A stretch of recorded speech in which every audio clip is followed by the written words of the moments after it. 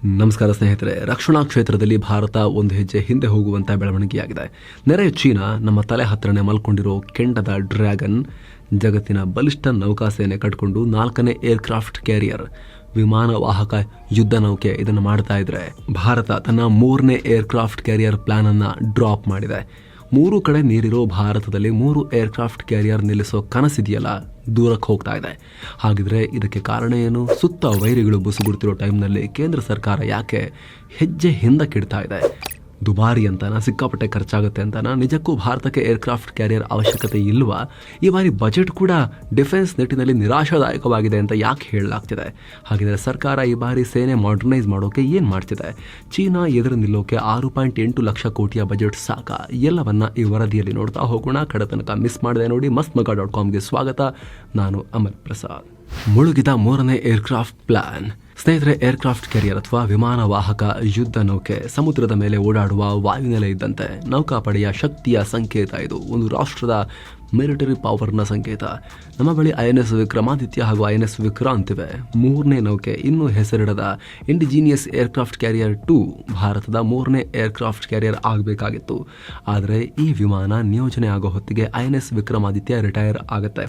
ಅಂದರೆ ಈಗಿರೋ ನೌಕೆಗೆ ರಿಪ್ಲೇಸ್ಮೆಂಟ್ ಆಗಿ ಹೊಸ ಕ್ಯಾರಿಯರ್ ಬರುತ್ತೆ. ಒಂದೇ ಟೈಮಿಗೆ 3 ಏರ್ಕ್ರಾಫ್ಟ್ ಕ್ಯಾರಿಯರ್ ಸರ್ವಿಸ್ನಲ್ಲಿರೋದು ಡೌಟ್ ಅಂತ ಖುದ್ದು ನೌಕಾಸೇನೆ ಅಧಿಕಾರಿಗಳೇ ಹೇಳಿದ್ದಾರೆ. ಅಸಲಿಗೆ 3 ಏರ್ಕ್ರಾಫ್ಟ್ ಕ್ಯಾರಿಯರ್ಗಳ ನಿಯೋಜನೆ ಮಾಡಿಕೊಳ್ಳೋ ಪ್ಲಾನ್ ಅನ್ನ ನೌಕಾಸೇನೆ ಮಾಡಿದ್ದೆ ವರ್ಷದ 365 ದಿನನೂ ಯಾವುದಾದ್ರೂ ಒಂದು ನೌಕೆ ಆಕ್ಟಿವ್ ಆಗಿ ತಿರುಗ್ತಾ ಇರಬೇಕು ಅನ್ನೋ ಕಾರಣಕ್ಕೆ. ಯಾಕಂದರೆ ಒಂದು ಸಲ ಈ ಕ್ಯಾರಿಯರ್ಗಳು ಮೇಂಟೆನೆನ್ಸ್ಗೆ ಅಂತ ಹೋದರೆ 6 ತಿಂಗಳು, ಒಂದೊಂದು ವರ್ಷ ಮೇಂಟೆನೆನ್ಸ್ಗೆ ಹೋಗಿಬಿಡ್ತವೆ. ಸಿಕ್ಕಾಪಟ್ಟೆ ಒಂದು ಸಣ್ಣ ಟೌನ್ ಥರನೇ ಸಮುದ್ರದಲ್ಲಿ ಹೋಗ್ತಿರುವಂಥ ಬೃಹತ್ ಗಾತ್ರದ ನೌಕೆಗಳಿವು. ಅಲ್ಲದೆ ಭಾರತ ಯುದ್ಧ ಮಾಡೋ ಸಂದರ್ಭ ಬಂದರೆ ಕೇವಲ ಒಂದು ದೇಶದ ಜೊತೆಗಲ್ಲ, ಚೀನಾ ಪಾಕ್ ಜೊತೆ 2 ಫ್ರಂಟ್ಗಳಲ್ಲಿ ಯುದ್ಧ ಮಾಡಬೇಕಾಗಿರೋ ಸಾಧ್ಯತೆ ಇದ್ದೇ ಇರುತ್ತೆ. ಇದೇ ಕಾರಣಕ್ಕೆ ಸಾಕಷ್ಟು ಪರ ವಿರುದ್ಧ ಇದ್ರೂ ಕೂಡ 3 ಕ್ಯಾರಿಯರ್ ನಿಯೋಜನೆಗೆ ಪ್ಲಾನ್ ಮಾಡಲಾಗಿತ್ತು. ಆದರೆ ಈಗ ಅದು ಆಲ್ಮೋಸ್ಟ್ ಅಸಾಧ್ಯ ಅನ್ನೋ ಪರಿಸ್ಥಿತಿ ನಿರ್ಮಾಣ ಆಗ್ತಾ ಇದೆ. ಚೀನಾ 4ನೇ ನೌಕೆ ರೆಡಿ, ಬರ್ತಿವೆ ಡ್ರೋನ್ ಕ್ಯಾರಿಯರ್. ನಿಮ್ಗೆ ಗೊತ್ತಿರ್ಬೋದು, ಚೀನಾ ಏಷ್ಯಾ ಸುತ್ತ ಇರೋ ನೀರೆಲ್ಲ ನಂದೆ ಅನ್ನೋ ಬುಲ್ಲಿಶ್ ಕಂಟ್ರಿ. ಆಗಾಗ ಹಿಂದೂ ಮಹಾಸಾಗರದಲ್ಲೂ ದಿನಗಟ್ಟಲೆ ನೌಕೆಗಳನ್ನು ಬಿಟ್ಟು ಕಿರಿಕಿರಿ ಮಾಡ್ತಾ ಇರುತ್ತೆ. ಚೀನಾ ಬಳಿ ಈಗ ಲೈನಿಂಗ್, ಶಾಂಡೋಂಗ್ ಮತ್ತು ಫ್ಯೂಜಿಯಾನ್ ಏರ್ಕ್ರಾಫ್ಟ್ ಕ್ಯಾರಿಯರ್ಸ್ ಆಕ್ಟಿವ್ ಇವೆ. 4ನೇ ಕ್ಯಾರಿಯರ್ ಟೈಪ್ 004 ಆಲ್ಮೋಸ್ಟ್ ರೆಡಿ ಆಗಿರೋ ರಿಪೋರ್ಟ್ಸ್ ಇವೆ. ಇವೆಲ್ಲ ಗಾತ್ರ ಮತ್ತು ಕೆಪಾಸಿಟಿಯಲ್ಲಿ ವಿಕ್ರಮಾದಿತ್ಯ ವಿಕ್ರಾಂತ್ಗಿಂತ ದೊಡ್ಡವು. ಅಷ್ಟೇ ಅಲ್ಲ, ಕಳೆದ ವರ್ಷ ಚೀನಾ ಜಗತ್ತಿನ ಮೊದಲ ಡೆಡಿಕೇಟೆಡ್ ಡ್ರೋನ್ ಕ್ಯಾರಿಯರ್ನ ಕೂಡ ನಿರ್ಮಾಣ ಮಾಡಿದೆ. ಈತ ಪಾಕಿಸ್ತಾನ, ತುರ್ಕಿಯ ಜೊತೆ ಸೇರಿಕೊಂಡು ಏರ್ಕ್ರಾಫ್ಟ್ ಕ್ಯಾರಿಯರ್ ಡಿಸೈನ್ ಮಾಡ್ತಾ ಇದೆ. ಜಿನ್ನಾ ಕ್ಲಾಸ್ ಫ್ರಿಗೇಟ್ ಯುದ್ಧ ನೌಕೆಗಳ ನಿಯೋಜನೆಗೂ ಮುಂದಾಗಿದೆ. ಇವುಗಳಲ್ಲಿ ಚೈನೀಸ್ ಮಿಸೈಲ್ಸ್ ಇರ್ತವೆ. ಇವೆಲ್ಲ ಕಾರಣಗಳಿಂದ ಭಾರತಕ್ಕೆ 3 ಕ್ಯಾರಿಯರ್ಸ್ ಬೇಕು ಅಂತ ಹೇಳೋ ಒಂದು ವಾದ ಇದೆ. ಇನ್ನೊಂದು ವಾದ ಏನು ಅಂತ ಹೇಳಿದ್ರೆ, ಏರ್ಕ್ರಾಫ್ಟ್ ಕ್ಯಾರಿಯರ್ ದುಬಾರಿ, ಅಂಡಮಾನ್ ಲಕ್ಷದ್ವೀಪ ಸಾಕು. ಸ್ನೇಹಿತರೆ, ಅಂಡಮಾನ್ ನಿಕೋಬಾರ್ ಲಕ್ಷದ್ವೀಪಗಳು ಭಾರತಕ್ಕೆ ಸ್ಥಿರ ಏರ್ಕ್ರಾಫ್ಟ್ ಕ್ಯಾರಿಯರ್ ಥರ ಕೆಲಸ ಮಾಡ್ತವೆ ಅನ್ನೋ ಒಪಿನಿಯನ್ಸ್ ಕೂಡ ಇವೆ. ಈಸ್ಟರ್ನ್ ಫ್ರಂಟ್ನಲ್ಲಿ ಅಂಡಮಾನ್ ನಿಕೋಬಾರ್ ದ್ವೀಪಗಳ ಸರಪಳಿ, ವೆಸ್ಟರ್ನ್ ಫ್ರಂಟ್ನಲ್ಲಿ ಲಕ್ಷದ್ವೀಪಗಳ ಸರಪಳಿ, ಇವುಗಳೇ ಸಾಕು. ಈ ನ್ಯಾಚುರಲ್ ಲೊಕೇಶನ್ಗಳಲ್ಲೇ ಪರ್ಮನೆಂಟ್ ವಾಯುನೆಲೆ, ನೌಕಾನೆಲೆ ಮಾಡ್ಕೋಬೋದು. ಅನ್ಸಿಂಕೆಬಲ್ ಈ ಏರ್ಕ್ರಾಫ್ಟ್ ಕ್ಯಾರಿಯರ್ಗಳನ್ನು ಸಿಂಕ್ ಮಾಡ್ಬೋದು ದಾಳಿ ಮಾಡಿ. ಆದರೆ ದ್ವೀಪಗಳನ್ನು ಸಿಂಕ್ ಮಾಡೋಕ್ಕಾಗಲ್ಲ, ಮುಳುಗಿಸ್ಲಿಕ್ಕಾಗಲ್ಲ ಅನ್ನೋ ಥಿಯರಿ ಇವೆ. ಜೊತೆಗೆ ಇಲ್ಲಿಂದಲೂ ಶಿಪ್ಪಿಂಗ್ ರೂಟ್ಗಳ ಸರ್ವೆಲೆನ್ಸ್ ಮಾಡ್ಬೋದು. ಭಾರತದ ಜಲಗಡಿಯ ಫ್ರಂಟ್ ಲೈನ್ನಲ್ಲಿ ಈ ದ್ವೀಪಗಳಿದ್ದಾವೆ ಅನ್ನೋ ವಾದ ಇದೆ.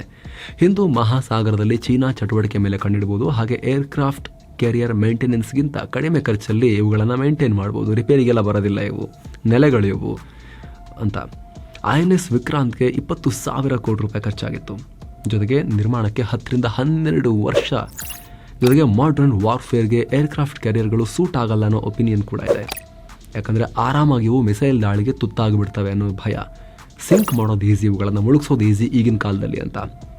ಚೀನಾನೇ ಲಾಂಗ್ ರೇಂಜ್ ಆ್ಯಂಟಿ ಏರ್ಕ್ರಾಫ್ಟ್ ಮಿಸೈಲ್ಸನ್ನು ತಯಾರಿಸಿದೆ. ಅಮೆರಿಕ ಹತ್ರವೂ 11 ಕ್ಯಾರಿಯರ್ ಇರೋದ್ರಿಂದ ಅದನ್ನೇ ಮೈಂಡ್ನಲ್ಲಿಟ್ಕೊಂಡು ತಯಾರಿಸಿರೋ ಮಿಸೈಲ್ಸ್ ಇವು. ಭಾರತ ಮಿಸೈಲ್ಸ್ಗಿಂತಲೂ ಸ್ಟ್ರಾಂಗ್ ಮತ್ತು ಅಡ್ವಾನ್ಸ್ಡ್ ಮಿಸೈಲ್ಗಳು. ಬೈ ಚಾನ್ಸ್ ಕ್ಯಾರಿಯರ್ಗೆ 1-2 ಮಿಸೈಲ್ ಹೊಡೆದ್ರೂ ಕೂಡ ಇಡೀ ಟೌನ್ ಗಾತ್ರದ ಆ ಬೃಹತ್ ಏರ್ಕ್ರಾಫ್ಟ್ ಕ್ಯಾರಿಯರ್ಸ್ ಅದರಲ್ಲಿರೋ ವಿಮಾನಗಳ ಸಮೇತ ನೀರಲ್ಲಿ ಮುಳುಗಿ ಹೋಗೋ ಅಪಾಯ ಇರುತ್ತೆ. ಇವೆಲ್ಲ ಕಾರಣಗಳಿಂದ ಖುದ್ದು ಮಾಜಿ CDS ದಿವಂಗತ ಜನರಲ್ ಬಿಪಿನ್ ರಾವತ್ರಂತವರೇ ಏರ್ಕ್ರಾಫ್ಟ್ ಕ್ಯಾರಿಯರ್ ಇನ್ನೊಂದು ಬೇಡ, ಅವೆಲ್ಲ ಕಾಲ ಬದಲಾಗಿದೆ, ಈಗ ಬೇಡ, ವಾರ್ಫೇರ್ ಚೇಂಜ್ ಆಗಿದೆ ಅಂತ ಹೇಳಿದರು. ಸರ್ಕಾರ ಕೂಡ ನೌಕಾಸೇನೆ ಏರ್ಕ್ರಾಫ್ಟ್ ಕ್ಯಾರಿಯರ್ ಬದಲು ಸಬ್ಮರೀನ್ಗಳ ಕಡೆಗೆ ಫೋಕಸ್ ಮಾಡಿ ಅಂತ ಹೇಳಿತ್ತು. ಆದರೆ ಈಗ ಸರ್ಕಾರ ಕೇವಲ ಏರ್ಕ್ರಾಫ್ಟ್ ಕ್ಯಾರಿಯರ್ ಅಲ್ಲ, ಸಬ್ಮರೀನ್ ಪ್ಲಾನನ್ನು ಕೂಡ ಕಟ್ ಮಾಡಿದೆ. 24 ಸಬ್ಮರೀನ್ಸ್ ಬದಲು 18 ಸಬ್ಮರೀನ್ ನಿಯೋಜನೆಗೆ ಮುಂದಾಗಿದೆ. ಡಿಫೆನ್ಸ್ ಬಜೆಟ್ ಕೊರತೆ. ಅರ್ಧ ಹಣ ಸಂಬಳ ಪೆನ್ಷನ್ಗೆ. ಈ ವರ್ಷ ಡಿಫೆನ್ಸ್ ಬಜೆಟ್ ಗಾತ್ರ 6,81,000 ಕೋಟಿ ರೂಪಾಯಿ. ವರ್ಷದಿಂದ ವರ್ಷಕ್ಕೆ ನಮ್ಮ ಡಿಫೆನ್ಸ್ ಬಜೆಟ್ ಜಾಸ್ತಿ ಆಗ್ತಾ ಹೋಗ್ತಾ ಇದೆ ಅಮೌಂಟ್. ಆದರೆ ಇದು ನಮ್ಮ GDPಯ 1.9%. ಅಮೆರಿಕ ತನ್ನ GDPಯ ಸುಮಾರು 3.2% ಖರ್ಚು ಮಾಡುತ್ತೆ. ಚೀನಾ 1.5% ಬಳಸ್ತೀವಿ ಅಂತ ಹೇಳಿದೆ. ಆದರೆ ಗೊತ್ತಿರಲಿ, ಚೀನಾದ GDP $18 ಟ್ರಿಲಿಯನ್, ಅಮೆರಿಕದ GDP $28 ಟ್ರಿಲಿಯನ್, ನಮ್ದು ಬರೀ $4 ಟ್ರಿಲಿಯನ್. ಸಿಂಪಲ್ ಆಗಿ ಹೇಳಬೇಕು ಅಂದ್ರೆ $100 10% ಅಂತ ಹೇಳಿದ್ರೆ 10 ರೂಪಾಯಿ, $1 10% ಅಂತ ಹೇಳಿದ್ರೆ ಬರೀ 10 ಪೈಸೆ. ಸೊ ಈ ವ್ಯತ್ಯಾಸ ಕೂಡ ಮೈಂಡಲ್ಲಿ ಇಟ್ಕೊಂಡಿರಬೇಕು. ಜೊತೆಗೆ ಮಿಲಿಟರಿ ಟೆಕ್ನಾಲಜಿಯಲ್ಲಿ ಚೀನಾದ ಹೂಡಿಕೆ, ಅವರ ಸ್ಟ್ರಾಟಜಿಕ್ ಇನ್ಫ್ರಾಸ್ಟ್ರಕ್ಚರ್, ಸರ್ಕಾರಿ ಒಡೆತನ ಹಾಗೂ ಸಪೋರ್ಟ್ ಇರೋ ಡಿಫೆನ್ಸ್ ಕಂಪನಿಗಳ ಖರ್ಚು ವೆಚ್ಚ ನೋಡಿದ್ರೆ ಚೀನಾ ಹೇಳ್ತಿರೋದಕ್ಕಿಂತ ಜಾಸ್ತಿನೇ ಮಾಡುತ್ತೆ ಅನ್ನೋ ಒಪಿನಿಯನ್ಸ್ ಇವೆ. ಜೊತೆಗೆ ಆಗಲೇ ಹೇಳಿದ GDP ಸೈಜ್ನ ಪಾಯಿಂಟ್. ಸಣ್ಣ ರಾಷ್ಟ್ರ ಪೋಲೆಂಡ್ ನ್ಯಾಟೋ ಕಂಟ್ರಿ ಆದರೂ ಕೂಡ ರಷ್ಯಾ ಭಯದಿಂದ ತನ್ನ GDPಯ 5% ದುಡ್ಡನ್ನು ರಕ್ಷಣೆಗೆ ಸುರಿತಾ ಇದೆ. ಆದರೆ ಪಕ್ಕದಲ್ಲಿ ಪಾಕ್, ಚೀನಾಗಳಂಥ ರಾಷ್ಟ್ರ, ಬಾಂಗ್ಲಾ, ಪಾಕ್, ಟರ್ಕಿಗಳ ಮಿಲಿಟರಿ ಸಹಯೋಗ ಹೆಚ್ಚಾಗ್ತಿರೋ ಥ್ರೆಟ್, ಇಸ್ರೇಲ್ ಯುದ್ಧದಿಂದ ಕೆಂಪು ಸಮುದ್ರದಂತಹ ಸ್ಟ್ರಾಟಜಿಕ್ ಟ್ರೇಡ್ ರೂಟಲ್ಲಿ ಉದ್ವಿಗ್ನತೆ, ಜಗತ್ತಿನಲ್ಲಿ ಅನ್ಸರ್ಟೆಂಟಿ, ಅನಿಶ್ಚಿತತೆ ಇರೋ ಟೈಮ್ನಲ್ಲೂ ಭಾರತ ರಕ್ಷಣೆಗೆ ತನ್ನ GDPಯ 2%ಗಿಂತ ಕಮ್ಮಿ ಖರ್ಚು ಮಾಡ್ತಿರೋದು ಸಾಲಲ್ಲ ಅನ್ನೋ ಇನ್ನೊಂದು ವಾದ ಇದೆ ಇಲ್ಲಿ.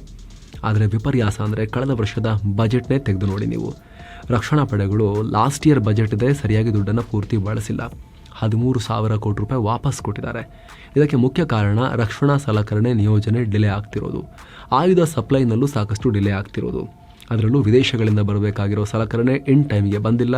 ನಾವು ಬಹಳ ವರ್ಷ ಮಲ್ಕೊಂಡಿದ್ವಿ, ಇನೋವೇಷನ್ನೇ ಮಾಡಿಲ್ಲ. ಇವಾಗ ನಿಧಾನಕ್ಕೆ ಪ್ರೈವೇಟ್ನವರಿಗೆ ಅಪಾರ್ಚುನಿಟಿ ಕೊಟ್ಟು ಮಾಡಿ ಅಂದರೆ ಪಟ್ಟಂತ ಮಾಡೋಕ್ಕಾಗಲ್ಲ. ಪ್ರೈವೇಟ್ ಡಿಫೆನ್ಸ್ ಇಂಡಸ್ಟ್ರಿ ಗ್ರೋ ಆಗಲಿಕ್ಕೆ ಇನ್ನು 10 ವರ್ಷನಾದರೂ ಬೇಕು. ನಮ್ಮಲ್ಲಿ ನಾವು ಕಂಪೇರ್ ಮಾಡಬೇಕು ನಮ್ಮನ್ನು ವೆಸ್ಟರ್ನ್ ಕಂಟ್ರೀಸ್ಗೆ ಅಂತ ಹೇಳಿದ್ರೆ, ಅಷ್ಟೊತ್ತಿಗೆ ಅವ್ರು ಇನ್ನೊಂಚೂರು ಮುಂದೆ ಹೋಗಿರ್ತಾರೆ. ಜೊತೆಗೆ ಇನ್ನೊಂದು ಸ್ಟ್ರಾಟಜಿಕ್ ಶಿಫ್ಟ್ ಏನು ಅಂದರೆ ವಾಯುಸೇನೆ ಕಡೆಗೆ ಜಾಸ್ತಿ ಫೋಕಸ್ ಮಾಡ್ತಿದ್ದೀವಿ ನಾವು. ವಾಯುಪಡೆಯನ್ನು ಬಲಪಡಿಸೋಕೆ ಫೈಟರ್ ಜೆಟ್ ಹಾಗೂ ಇಂಜಿನ್ಗಳ ಪ್ರೊಕ್ಯೂರ್ಮೆಂಟ್ಗೆ ಜಾಸ್ತಿ ಫೋಕಸ್ ಮಾಡ್ತಾ ಇದ್ದೀವಿ. ಜೊತೆಗೆ ನಮ್ಮ ಡಿಫೆನ್ಸ್ ಬಜೆಟ್ನ ಕಷ್ಟಗಳನ್ನು ಕೂಡ ಅರ್ಥ ಮಾಡ್ಕೋಬೇಕು ನಾವು. ಬೃಹತ್ ಸೇನೆಯನ್ನು ಹೊಂದಿದ್ದೀವಿ, ಮ್ಯಾನ್ ಪವರ್ ಜಾಸ್ತಿ ಇಟ್ಕೊಂಡಿದ್ದೀವಿ ನಾವು. 9.53% ಜಂಪ್ ಆದರೂ ಕೂಡ ಡಿಫೆನ್ಸ್ ಬಜೆಟ್ ದೊಡ್ಡ ಪ್ರಮಾಣದ ದುಡ್ಡು ಎಲ್ಲಿಗೆ ಹೋಗ್ತಿದೆ ಗೊತ್ತಾ? ಪೆನ್ಷನ್ ಮತ್ತು ಸ್ಯಾಲ್ರಿಗೆ ಹೋಗ್ತಾ ಇದೆ. ಬರೋಬ್ಬರಿ 1.6 ಲಕ್ಷ ಕೋಟಿ ರೂಪಾಯಿ ಬರೀ ಪೆನ್ಷನಿಗೆ ಹೋಗುತ್ತೆ. ಇದು ಒಟ್ಟಾರೆ ಡಿಫೆನ್ಸ್ ಬಜೆಟ್ನ ಕಾಲು ಭಾಗ, 23.6%. ಕಳೆದ ವರ್ಷಕ್ಕಿಂತ 13.8% ಜಾಸ್ತಿ. ಇದರ ಜೊತೆ 1.97 ಲಕ್ಷ ಕೋಟಿ ರೂಪಾಯಿ ಸಶಸ್ತ್ರ ಪಡೆಗಳ ಸಂಬಳ ಭತ್ಯೆಗೆ ಹೋಗುತ್ತೆ. ಸೊ 1.6 ಲಕ್ಷ ಕೋಟಿ ರೂಪಾಯಿ ಪ್ಲಸ್ 1.97 ಲಕ್ಷ ಕೋಟಿ ರೂಪಾಯಿ, 3.57 ಲಕ್ಷ ಕೋಟಿ ರೂಪಾಯಿ ಸ್ಯಾಲ್ರಿ ಮತ್ತು ಪೆನ್ಷನ್ಗೇನೆ ಹೋಗುತ್ತೆ. ಉಳಿದಿದ್ದ ದುಡ್ಡಲ್ಲಿ ಶಸ್ತ್ರಾಸ್ತ್ರ ತಗೋಬೇಕು, ಸೇನೆ ಮಾಡರ್ನೈಸ್ ಮಾಡೋಕೆ, ಬಾರ್ಡರ್ ಇನ್ಫ್ರಾವನ್ನು ಡೆವಲಪ್ ಮಾಡೋಕೆ, ರಕ್ಷಣಾ ಸಲಕರಣೆ ಖರೀದಿ ಮಾಡೋಕೆ ಅರ್ಧ ದುಡ್ಡು ಉಳಿಯುತ್ತೆ. 3.24 ಲಕ್ಷ ಕೋಟಿ ರೂಪಾಯಿ ಅಷ್ಟೇ ಉಳಿಯುತ್ತೆ. ಡಿಫೆನ್ಸ್ ಬಜೆಟ್ನ ಹಾಫ್ಗಿಂತ ಕಮ್ಮಿ ಇದು. ಹೊಸ ಫೈಟರ್ ಜೆಟ್ ಖರೀದಿ, ಡ್ರೋನ್, ಟ್ಯಾಂಕ್, ಹೆಲಿಕಾಪ್ಟರ್, ಮದ್ದುಗುಂಡುಗಳಿಗೆ 1.80 ಲಕ್ಷ ಕೋಟಿ ರೂಪಾಯಿ ಖರ್ಚು ಮಾಡಲಾಗ್ತಿದೆ. ಕಳೆದ ವರ್ಷ 1.72 ಲಕ್ಷ ಕೋಟಿ ರೂಪಾಯಿ ಇತ್ತು, ಕೇವಲ 8,000 ಕೋಟಿ ರೂಪಾಯಿ ಜಾಸ್ತಿ ಆಗಿದೆ. ಇದು ದೊಡ್ಡ ಸೇನಾ ಬಜೆಟ್ಗೆ ಬೇಕು ದೊಡ್ಡ ಟ್ಯಾಕ್ಸ್. ಸ್ನೇಹಿತರೆ, ಅಮೆರಿಕ, ಚೀನಾ ನಮಗಿಂತ ಶ್ರೀಮಂತ ರಾಷ್ಟ್ರಗಳು. ಜೊತೆಗೆ ಡಿಫೆನ್ಸ್ ಟೆಕ್ನಾಲಜಿಯನ್ನು ಕಂಪ್ಲೀಟಾಗಿ ಇಂಡಿಜಿನೈಸ್ ಮಾಡ್ಕೊಂಡಿವೆ. ಅಂದರೆ ಅವರೇ ಮ್ಯಾನುಫ್ಯಾಕ್ಚರ್ ಮಾಡ್ತಾರೆ, ಅವರೇ ಟೆಕ್ನಾಲಜಿಯನ್ನು ಡೆವಲಪ್ ಮಾಡ್ಕೊಂಡಿದ್ದಾರೆ. ಖಾಸಗಿಯವರಿಗೆ ಬಹಳ ಮುಂಚೆನೇ ಓಪನ್ ಮಾಡಿ ಅವರು ಡಿಫೆನ್ಸ್ ಇಂಡಸ್ಟ್ರಿಯನ್ನು, ವಿಶೇಷವಾಗಿ ಅಮೆರಿಕ, ಯುರೋಪ್ನ ರಾಷ್ಟ್ರಗಳು ಚೆನ್ನಾಗಿ ಅದನ್ನು ಡೆವಲಪ್ ಮಾಡಿದ್ದಾರೆ. ಚೀನಾದಲ್ಲಿ ಸರ್ಕಾರಿ ಡಿಫೆನ್ಸ್ ಕಂಪನಿಗಳು ಕೂಡ ಕಾಪಿ ಮಾಡಿ ಆದರೂ ಕೂಡ ಚೆನ್ನಾಗಿ ಮಾಡ್ತಿದ್ದಾರೆ.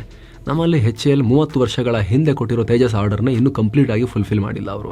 ಸೊ ಈ ಕಂಟ್ರೀಸ್ ಬೇರೆ ರಾಷ್ಟ್ರಗಳ ಮೇಲೆ ಡಿಪೆಂಡ್ ಆಗಿಲ್ಲ. ದೊಡ್ಡ GDP, ಹೆಚ್ಚು ಹಣ ಹರಿದು ಬರುತ್ತೆ, ಟ್ಯಾಕ್ಸ್ ಪೇಯರ್ಸ್ ಜಾಸ್ತಿ.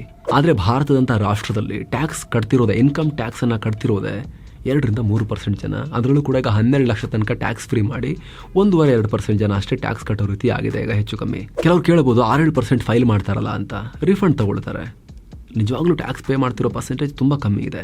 ಸೊ ಇಲ್ಲಿ ಡಿಫೆನ್ಸ್ ಅಂತಲ್ಲ, ಯಾವುದೇ ಕ್ಷೇತ್ರದಲ್ಲಿ ಭಾರತ ಶ್ರೀಮಂತ ಆಗಬೇಕು ಅಂದರೆ ದೇಶದ GDP ದೊಡ್ಡ ಮಾಡಬೇಕು, ದೇಶದ ನಾಗರಿಕರು ಶ್ರೀಮಂತರಾಗಬೇಕು, ಇವರ ಆದಾಯ ಜಾಸ್ತಿ ಆಗಬೇಕು, ನಾಗರಿಕರು ಚೆನ್ನಾಗಿ ಟ್ಯಾಕ್ಸ್ ಕೂಡ ಕಟ್ಟಬೇಕು. ಹಾಗಂತ ಕಮ್ಮಿ ಆದಾಯದ್ದು ಕೂಡ ಟ್ಯಾಕ್ಸಲ್ಲಿ ಸುಲಿಗೆ ಮಾಡಬೇಕು ಅಂತಲ್ಲ. ರಿಪೀಟ್ ಹೇಳ್ತೀವಿ, ಜನ ಶ್ರೀಮಂತರಾಗಿಬಿಟ್ಟು ಜನರನ್ನ ಶ್ರೀಮಂತರನ್ನಾಗಿ ಮಾಡೋಕೆ ಉದ್ಯೋಗ ಅವಕಾಶಗಳು, ಎಕನಾಮಿಕ್ ಅಪಾರ್ಚುನಿಟೀಸ್ ಎಲ್ಲ ಕ್ರಿಯೇಟ್ ಮಾಡಿ GDP ದೊಡ್ಡದು ಮಾಡಿ, ಅವಾಗ ಎಲ್ಲರೂ ಶ್ರೀಮಂತರಾದಾಗ ಖುಷಿಯಿಂದ ದೇಶಕ್ಕೋಸ್ಕರ ಜನ ಟ್ಯಾಕ್ಸ್ ಕಟ್ತಾರೆ. ಅದು ಆಗಬೇಕು. GDP ಗ್ರೋ ಆಗಬೇಕು, ಫಸ್ಟ್ ನಮ್ಮದು ಡಬಲ್ ತ್ರಿಬಲ್ ಆಗಬೇಕು. ಆವಾಗ ಟ್ಯಾಕ್ಸ್ ಪೇಯರ್ಸ್ ಕೂಡ ಡಬಲ್ ತ್ರಿಬಲ್ ಆಗ್ತಾರೆ, ಟ್ಯಾಕ್ಸ್ ಅಮೌಂಟ್ ಕೂಡ ಡಬಲ್ ತ್ರಿಬಲ್ ಆಗುತ್ತೆ, ಡಿಫೆನ್ಸ್ ಬಜೆಟ್ ಕೂಡ ಡಬಲ್ ತ್ರಿಬಲ್ ಆಗ್ಬೋದು. ಸುಮ್ಮನೆ ಕೂತಲ್ಲಿ ಛೂ ಮಂತರ ಅಂತ ಹೇಳಿ ನಾವು ಡಿಫೆನ್ಸ್ ಬಜೆಟ್ಗೆ ದುಡ್ಡು ಹಾಕ್ಲಿಕ್ಕೆ ಆಗೋದಿಲ್ಲ, ಗಾಳಿಲಿ ದುಡ್ಡು ಉತ್ಪತ್ತಿ ಆಗೋದಿಲ್ಲ.